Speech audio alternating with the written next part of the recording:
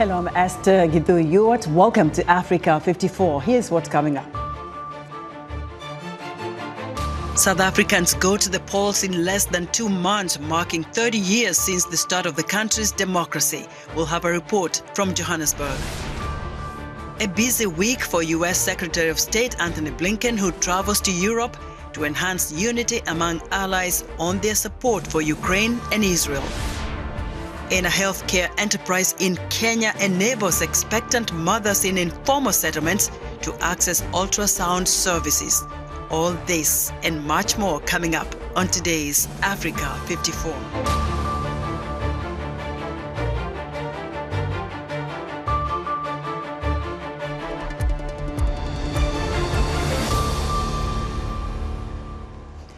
It's an important year for South Africa. Not only is the country marking 30 years since the start of its democracy, it's also an election year, and observers say the polls will be the most fiercely contested ever. Kate Bartlett has the story from Johannesburg. Palesa Musa was incarcerated at this former women's prison in Johannesburg in 1976 when she was just 12 years old for her role in the struggle against apartheid. The reason why I was brought here is because they found me in Winnie Mandela's house, where I was learning how to use AK-47 to defend my country. She recalls her elation when Nelson Mandela was sworn in as the country's first black president in 1994. But 30 years later, Musa is disillusioned by corruption in the governing African National Congress Party. You know what? Our country, I don't know. They just eat money. They don't care about those who put them in parliament. They forget about us. Now, this once brutal prison is a museum and home to the Constitutional Court, and a human rights festival is held here every year with talks, art and music. Many of the people attending this year are so-called born frees because they never knew apartheid. South Africa holds elections in May, and analysts say the youth vote could be a game changer if they turn out. Tessa Dooms is the director of a new think tank, Rivonia Circle. So if young people showed up by themselves, just people under the age of 35, they would make up about 14 million voters. And so young people must understand if they show up in this election, they can change the country. They really have the ability to do it. 30-year-old Unanti Zelini is attending a workshop for young voters. South Africa is struggling with 65% youth unemployment, and numerous polls predict the ANC will lose its majority for the first time in May. Then I was like, if I see a corrupt political party doing whatever in terms of poor service delivery and lack of many opportunities out there, then I was like, I might as well not vote. But 23-year-old Tabang Magakwe is excited to cast his ballot for the first time ever. I registered to vote last year. I made sure, and I used my social platform, my Instagram, Facebook, my WhatsApp. Guys, vote, vote, vote. I want to see things changing in South Africa. Inequality, corruption. I want to see change. I believe in change. He says South Africa's democracy is worth protecting for future generations. Kate Bartlett, VOA News, Johannesburg. We stay in southern Africa, where Malawi has embarked on trials of genetically modified maize as a way to fight hunger and pests, including armyworms and caterpillars. The trials come amid concerns about the possible effects genetically modified organisms have on health and the environment. Lamek Masina reports from Lilongwe. Therefore, armyworm has caused devastating crop losses across Africa since it arrived in 2016 in Malawi at Lilongwe University of Agriculture and Natural Resources. Biotechnology research scientist Kingdom Kwapata is leading studies into varieties of maize whose genes have been modified to resist the pest. Such engineered crops are considered genetically modified organisms or GMOs. We needed a solution because our farmers are suffering. Our main purpose and aim for the research is to establish whether the gene that confers resistance against fall armyworms and other lepidopteran insects is effective. The trials are expected to take about 5 years. They are conducted in a fenced and confined maize field 500 meters away from any traditional crop to avoid possible contamination with the traditional varieties. In the meantime, lawmakers, traditional leaders, and farmers have visited the trial site to observe its progress. Some farmers are excited about the trial, which is in its first year. This will solve the problems of lack of money to buy pesticides to kill fall armyworms, which have affected my maize harvest for many years. And I am now a happy farmer because these trials are providing solutions to the problem. Another subsistence farmer, Esther Ganjawala, is skeptical about the technology. She notes that replacing local maize varieties with high-yielding hybrids has created new troubles. These new varieties are not good at all. You can't harvest anything without applying fertilizers, and they are easily attacked by pests. That's why there is growing poverty. But with our local varieties, we can harvest even without applying fertilizers.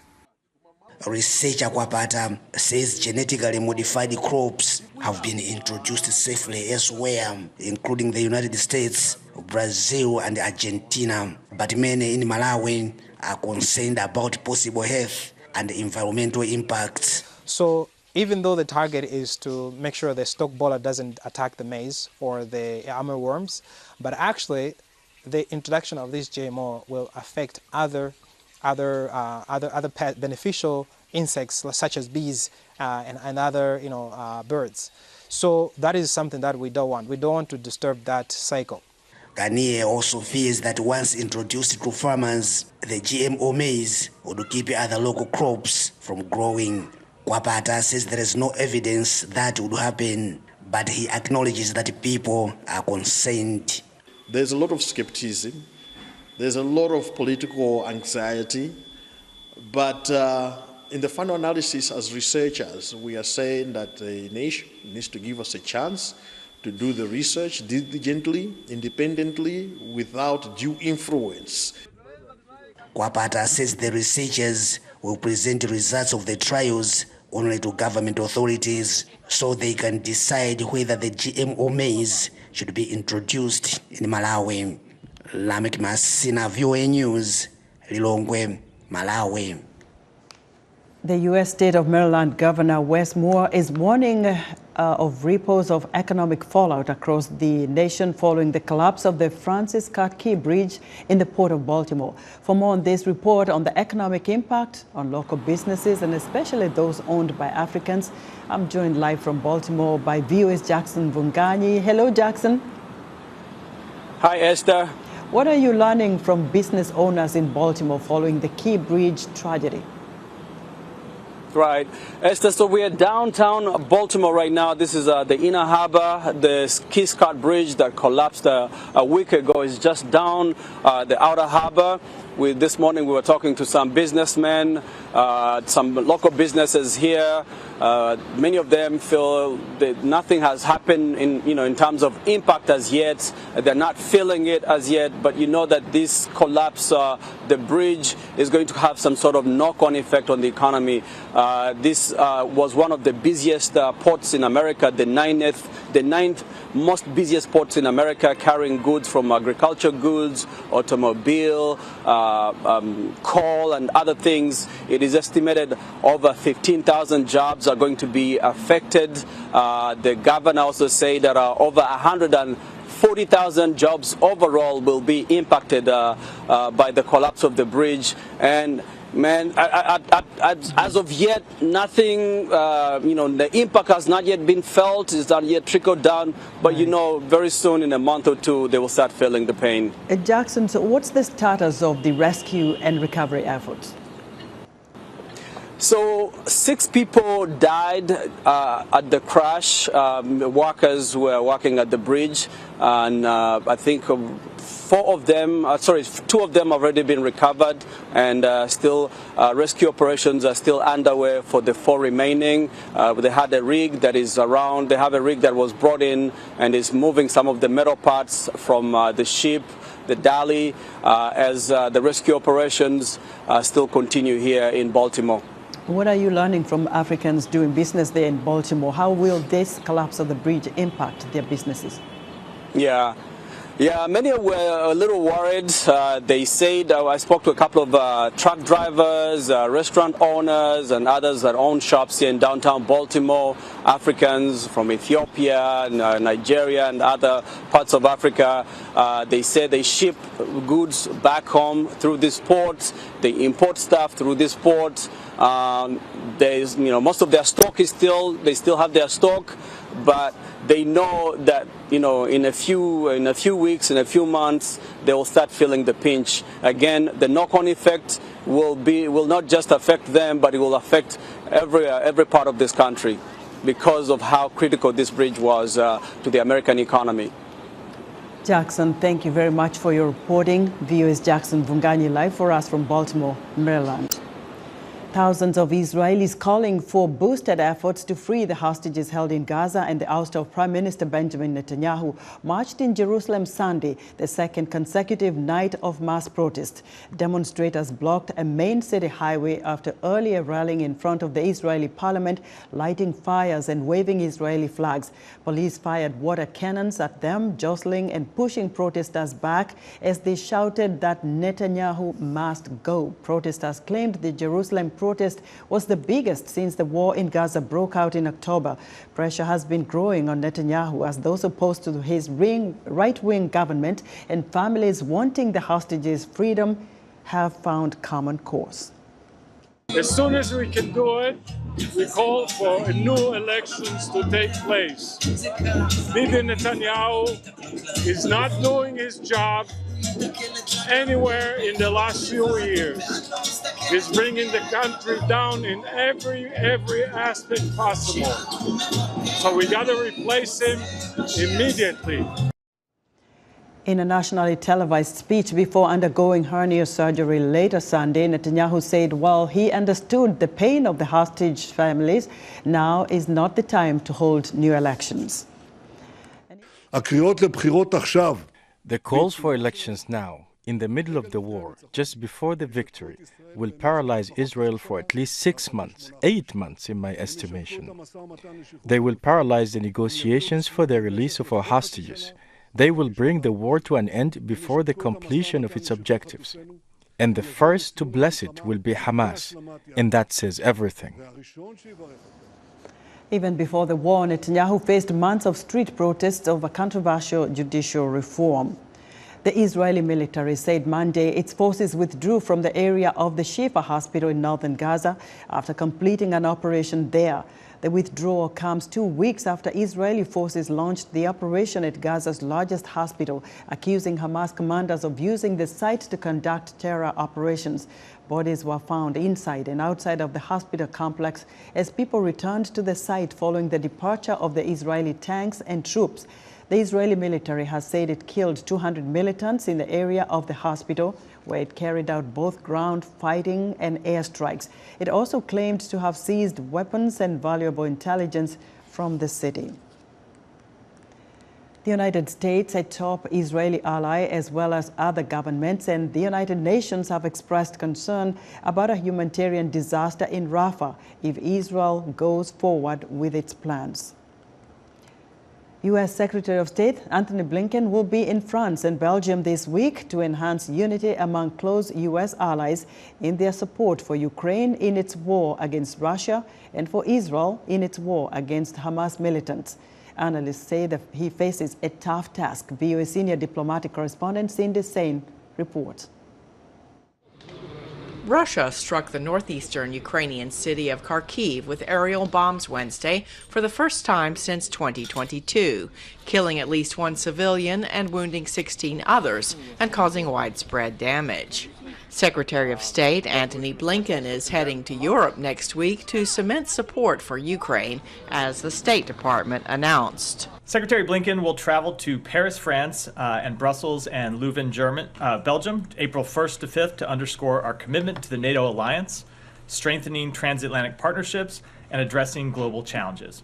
In Paris, Secretary Blinken will meet with French President Macron to discuss support for Ukraine, efforts to prevent escalation of the conflict in Gaza, and a number of other important issues. French President Emmanuel Macron stirred up a controversy last month by saying that it is imperative that Russia be defeated and that it should not be ruled out that the West may need to send ground troops into Ukraine, a suggestion the U.S. and Germany swiftly rejected. One expert told VOA that he believes Macron was expressing the view, often expressed by the U.S., that all options are possible, without meaning troops would be deployed in Ukraine anytime soon. We're in a tougher moment in terms of the war in Ukraine, and it is imposing new challenges and new risks for escalation. In some ways, the United States and France are the most outspoken and the most forward-leaning on the question of support for Ukraine across the Atlantic. So there's every reason for us to be on the same page, but I think that meeting with President Macron will certainly be very important to codify that. Meanwhile, Blinken will head to Europe next week as outrage there and elsewhere grows over the suffering of Palestinian civilians in Gaza due to Israel's war against the U.S.-designated terrorist group Hamas.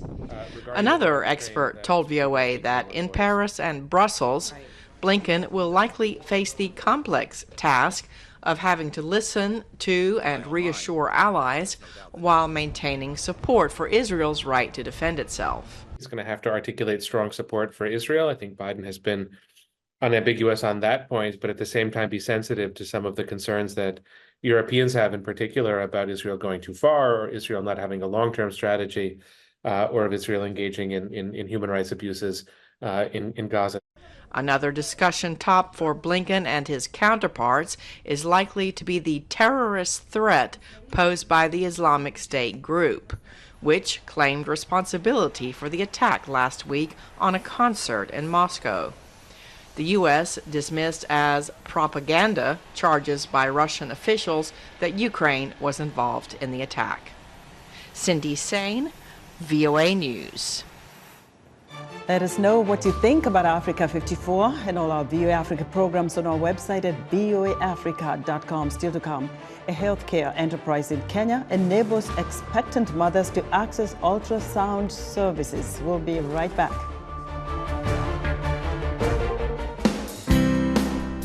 Health, wellness, sport, beauty, medical breakthroughs. Healthy Living cares about your well-being. What are the main health concerns in Africa and around the world? Find out the latest on coronavirus. Connect with our experts and ask them questions. How long does the virus stay? Join me, Linor Mudu, in Washington, every week on Healthy Living, right here on VOA.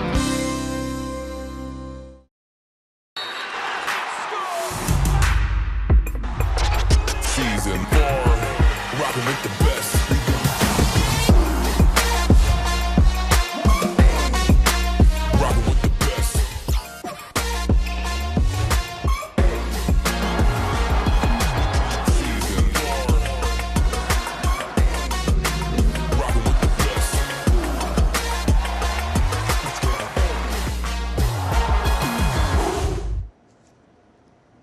In other news, political parties in Mali have requested a time frame for presidential elections after the ruling junta failed to organize polls within a promised 24-month transition back to democracy.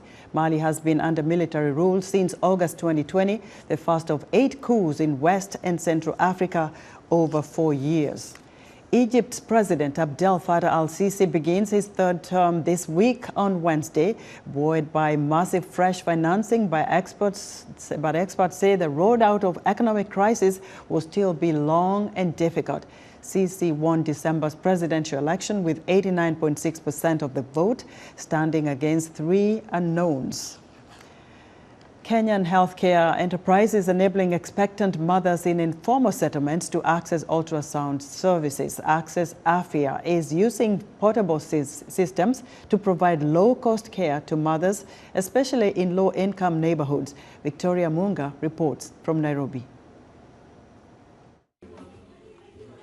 Sophia Amida is looking at her fetus for the first time at this clinic in Kenya's Mukuru kwa Ruben slum. Amida is due in a few weeks. She says getting an ultrasound is critical for her because her first baby was delivered by cesarean section. They could not tell how the baby was positioned. At the time of my delivery, the baby was still way up and was not moving down at all, so I had to go for surgery. For most women in Kenyan slums, often called informal settlements, this type of medical technology is out of reach. One session can cost as much as $60. But with a relatively new ultrasound device called a butterfly probe, patients like Amida can get an ultrasound for just $10. The device is designed by the US-based health tech company Butterfly Network. The probe can connect to a tablet or a mobile phone, making it portable and easy to use for sonographers like Alfred Kibet. It enables you to reduce the cost of doing ultrasound, because you see with the other traditional machines, ultrasound machines, they are quite expensive, and again the other components involved, like you need a printer, a special printer, and so. But with this, you can just store the images, and then you can print with a regular printer. Healthcare companies like Access Afia are partnering to provide the devices to clinics, especially in densely populated areas. The goal is to close the gap of affordable healthcare, says Access Afia's finance director, Danny McCabe. They don't need to be focused on how do I get a payback immediately on this machine, and be focused on, hey, how do I make the highest price possible for these machines? You can be focused on providing the best level of care and then working with us to make sure there's enough foot traffic here to make sure that at the end of the day, everyone's able to make their money back on the machine. Kenya has among the world's highest rates of maternal deaths according to UN figures. Nurse midwife Millie Karina says ultrasounds can help to detect and avert most difficulties at birth, like when a woman is carrying twins. Sometimes I've found that we're in labor with a mom, but we didn't know there were two. We thought it was one, but there are two. So that can complicate things a little bit for the mom, not knowing. Number two, mothers have lost pregnancies because the placenta was insufficient. And something that could have been picked up really early, but unfortunately, it happens. Kenyan healthcare providers believe that lower costs of medical technologies like ultrasound will help to lower infant and maternal death. Victoria Amunga, VOA News, Nairobi. The African diaspora has significantly contributed to developing and rebuilding African countries, from remittances, transferring skills, advocating for political and social causes, to promoting African culture globally. For more, Paul Ndiho joins me in the studio with a special guest. Take it away, Paul. Thanks, Esther. African governments can leverage the potential of the African diaspora through various strategies to help us better understand what they are and how to make them effective. Neil Simmons, a non-resident fellow at the Atlantic Council, a think tank based in Washington, D.C., is here. Hello. Hey, good afternoon. Thank you for having me. Okay, so you are the expert on this subject. Why is there a disconnect between the African governments and the diaspora? Well, I wouldn't say a disconnect. I would say when there's time to engage the diaspora, oftentimes it's around financial resources. Governments are not doing a great job to engage the diaspora for skills, technical assistance, mentorship. I think that type of engagement needs to happen more on an ongoing basis. What opportunities are there, especially for the African diasporas, if they wanted to go back to Africa? How can they tap into the opportunities there? Sure. Country where my parents are from, Ghana, they had a year return. Ghana had a great opportunity to engage the diasporas for cultural and entertainment.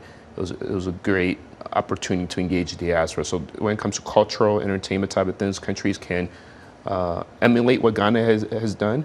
Unfortunately, COVID put a kibosh to that. So those are types of things that are good. I think there is probably more work that can be done, especially when it comes to healthcare and science and innovation. Ni, you've written extensively about diaspora issues here in the United States, but also on the African continent. You talk about how there is less transfer of skills. Maybe help explain that. Sure. So look, you know, the three countries I always talk about when you engage diaspora: Ireland, Israel, and India. I think for us as Africans, we could look at India example. India is now known for the #1 producer of vaccines and healthcare because of its diaspora. How do we mimic that India example? You have all these Africans in the diaspora working global health care, pharmaceuticals. How can countries engage these individuals, these professional networks to support the growth on the continent? I think India is one great example for that. How about when it comes to like skilled labor? We have people who are highly qualified, who are in the Western world, who perform all sorts of jobs. But when it comes to Africa, we lack. There's a little bit of a brain drain. Sure. I'll give you one good example. Morocco had this devastating earthquake last year. Do they know who in the global diaspora have backgrounds in disaster recovery, civil engineering? You know, if you're the Moroccan embassy or consulate overseas, people go to your embassy to renew a passport or visa. Are you tracking, if you're an African embassy, how are you tracking your professionals so that if there is another humanitarian disaster, you know their skill set, their training, their professional networks, so that they can help you rebuild? It's an opportunity to use these professional networks as a force multiplier for development purposes. When I talk to a lot of my friends back home, the only time they engage me is when they want a little bit of money. When it comes to remittances, a lot of the people in the diaspora do that. How can governments tap into that? Yeah, well, I would say it's kind of like dating. When you're dating somebody for the first time, you're asking them to pay for your iPhone bill or your mortgage. I think when you're talking about diaspora engagement, it's a engagement that you have to build a rapport. Right? The only country I think can do it successfully, engaging your diaspora on a financial sense, is probably the Ethiopian diaspora because of their strong cultural tie. That grain renaissance understand, which Egypt doesn't like. Ethiopia needs it for electrons. I think those strong cultural ties are one example as a case study that we can say how has the Ethiopian government done this over 20, 30 years? How can other countries look at the Ethiopia example for their own purposes? Well, Ni, we've run out of time. Thank you so much. Ni Simmons is a non-resident fellow at the Atlantic Council, a think tank based in Washington, D.C. Back to you, Esther. Thanks, Paul. Be sure to watch Africa 54 on our website at voaafrica.com. From all of us here in Washington, we thank you for watching.